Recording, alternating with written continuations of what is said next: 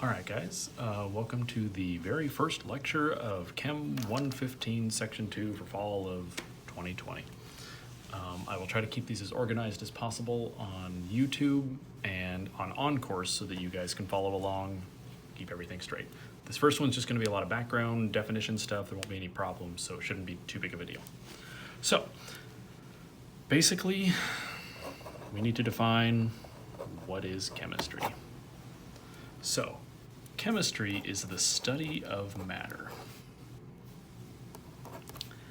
The inherent problem with that is, well, that's a huge topic.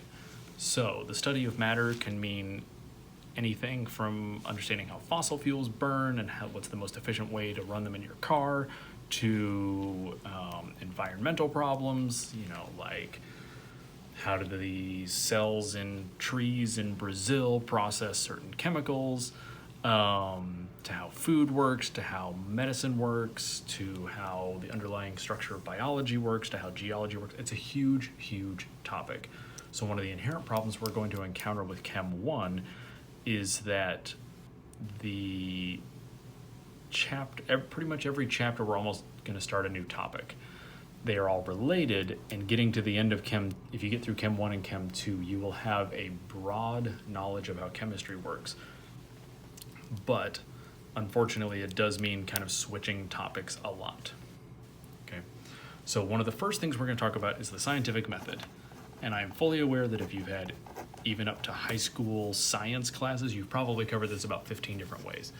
I am going to go through my interpretation of the scientific method, mostly because I think it gives some perspective as to how to interpret things correctly.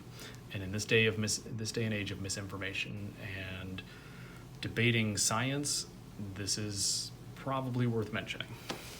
So, the scientific method, the way I visualize it, is usually it starts out with some sort of observation.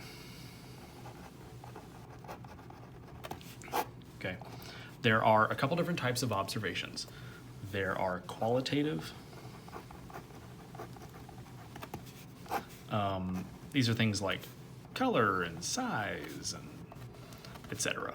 I typically visualize these as the observations that like a 6-year-old would make. Or if you ask somebody on the street, like, describe this shirt that I'm wearing, they might say, oh, it's green, or it's blue, or it's big, or it's soft, or it's heavy. Okay, qualitative. Okay, and those are important. They're just not the only option available. Okay, the other option is quantitative. Okay, quantitative we are going to do a lot more with in this class. Doesn't mean the other one is not important, it's just not the one we're going to spend the most time on. This is basically anything where we make measurements.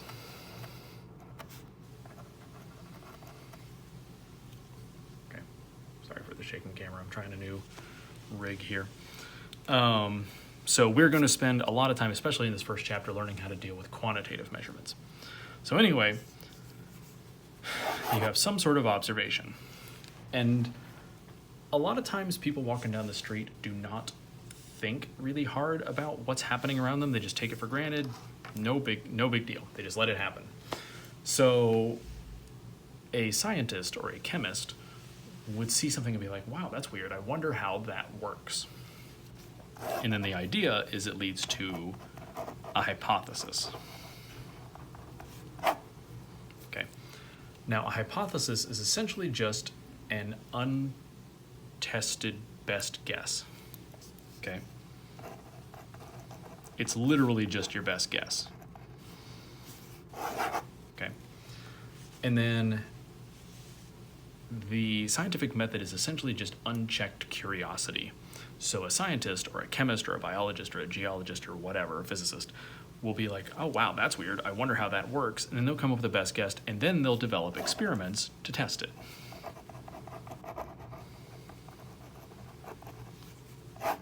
Okay. And then the experiments are something that can be replicated, something that has controlled conditions, something where specific things are being measured. And then the idea is this leads to new observations.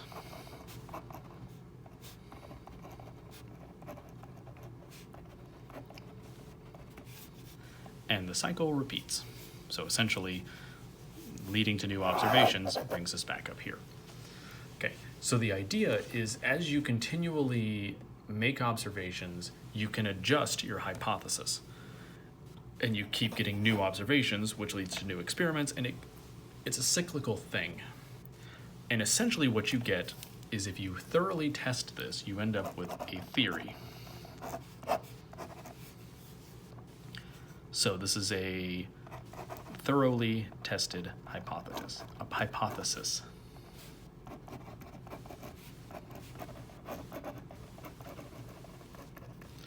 And the understanding is that basically this allows us to make predictions.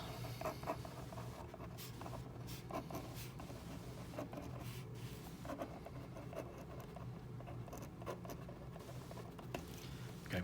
This does not mean that we have all the answers. It does not mean that everything that we are studying is completely understood and perfect. It's just a working hypothesis that has been tested thoroughly. So for example, gravity is a concept that we have understood for years. Okay, we understand how, planets move because of gravity. We understand how, your car is going to go up a hill because of gravity, or is going to have to struggle to get up a hill because of gravity. We understand how a tree is going to fall. We understand how, if we shoot a rocket, or a missile, it's going to shoot in a certain trajectory because of, gravity is going to affect that. But at the subatomic level, we do not understand what pulls materials towards themselves. Okay, so really, the nuts and bolts of it, we don't actually understand how it works. There's lots and lots of hypotheses out there that are being tested right now, and people think they've got working theories, but there's still some holes to it. The idea, of course, is that basically, I don't actually care. The scientific method for me means that I don't actually have to know those bits. For me, all I need to know is that if I jump off the roof, I'm probably going to break my legs. So the thoroughly tested hypothesis tells me enough about gravity to know a functional way to make predictions. I know that if I throw a ball, it's going to land on the ground. I know that if I, park my car on a steep hill and it's icy, it's going to slide because gravity is pulling it down. Do I understand how the subatomic forces hold these particles together? No, but it doesn't matter because I can still make accurate predictions. As long as I can make accurate predictions, the theory is good enough for me and it's true enough for me. All right, thanks.